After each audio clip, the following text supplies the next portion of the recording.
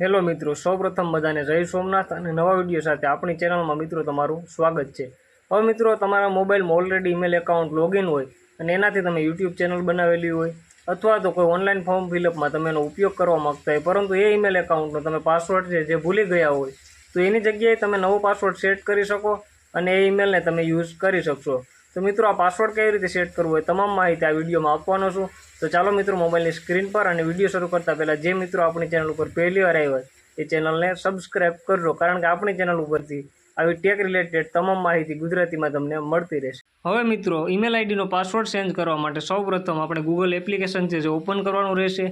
ગૂગલમાં મિત્રો તમે જે આઈડીનો પાસવર્ડ ચેન્જ કરવા માગતા હોય એ આઈડીથી લોગિન કરવાનું રહેશે। લોગિન કરવા માટે અહીંયા જે લોગો દેખાય એના ઉપર ક્લિક કરશો એટલે આ રીતના ઇન્ટરફેસ આવશે, જેમાં અહીંયા એરોનો આઇકોન દેખાય એના ઉપર ક્લિક કરશો એટલે તમારા મોબાઈલમાં જેટલા પણ ઈમેલ એકાઉન્ટ લોગિન હશે એ બધા જોવા મળશે।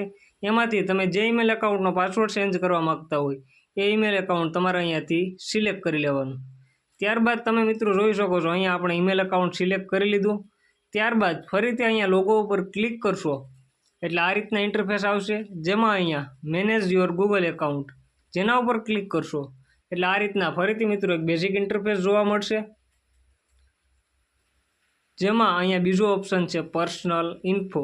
પર્સનલ ઇન્ફો ઉપર ક્લિક કરશો અને નીચેની તરફ સ્ક્રોલ કરશો તો અહીંયા નીચે ઓપ્શન જોવા મળશે પાસવર્ડ। પાસવર્ડ ઉપર તમે અહીંયા ક્લિક કરશો એટલે આ રીતના થોડોક ટાઈમ લોડિંગ લેશે અને મિત્રો આવો કંઈક ઇન્ટરફેસ તમને જોવા મળશે, જેમાં અહીંયા એક બોક્સ દેખાય, એ બોક્સમાં આપણે પાસવર્ડ એન્ટર કરવાનો રહેશે।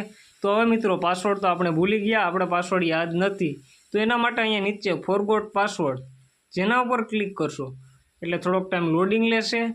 ત્યારબાદ અહીંયા નીચે કન્ટિન્યુનો ઓપ્શન જોવા મળશે, કન્ટિન્યુ પર ક્લિક કરશો।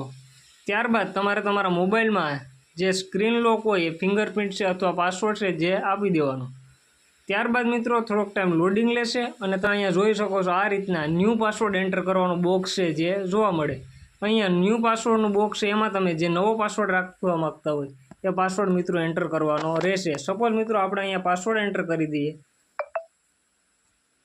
ત્યારબાદ અહીંયા નીચેના બોક્સમાં ઉપર જે પાસવર્ડ એન્ટર કર્યો એને પાસવર્ડ અહીંયા કન્ફર્મ ન્યૂ પાસવર્ડ તરીકે એન્ટર કરવાનો રહેશે। નીચેના બોક્સ ઉપર ક્લિક કરી અને આપણે જે ઉપર જે પાસવર્ડ જે એન્ટર કર્યો હોય એ જ પાસવર્ડ અહીંયા એન્ટર કરી દેવાનો। ત્યારબાદ મિત્રો અહીંયા નીચે ઓપ્શન છે ચેન્જ પાસવર્ડ। ચેન્જ પાસવર્ડ ઉપર તમે ક્લિક કરશો એટલે અહીંયા મિત્રો ચેન્જ પાસવર્ડ છે જે એક ઓપ્શન જોવા મળશે, એના ઉપર ફરીથી ક્લિક કરશો એટલે તમારા ઈમેલ એકાઉન્ટમાં જે પાસવર્ડ છે જે મિત્રો ચેન્જ થઈ જશે।